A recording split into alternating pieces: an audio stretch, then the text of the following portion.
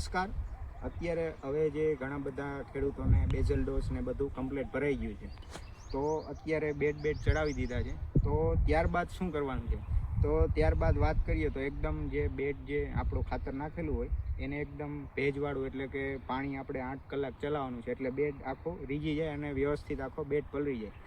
ત્યારબાદ આપણે જે છે નવા રૂટ માટે બેડ, કારણ કે બેડ આપણે હાર્ડ રૂટ કટિંગ કર્યા હોય, કોઈ નોર્મલ રૂટ કટિંગ કર્યા હોય તો મૂળ તૂટ્યા હોય, તો એના માટે આપણે બેડમાં જ્યારે ભેજ હોય ત્યારે 2-4 દિવસ બાદ આપણે હ્યુમિક એસિડ અથવા સીવીડ પ્રતિ એકર 1 લીટર અથવા 1 kg ચડાવવાનું છે, જેનાથી નવા રૂટ જે છે એ વ્યવસ્થિત અને સારા આવે. ત્યારબાદ જે છે આપણે 7-8 દિવસ બાદ ટ્રાઇકોડર્મા અથવા પેસિલોમાઇસિસ કે એના જે બેક્ટેરિયા ચડાવવાના છે, તેનાથી શું થાય કે નવું નેમેટોડ કે જમીનજન્ય ફૂગ હોય તો એમાં આપણને રાહત મળે છે.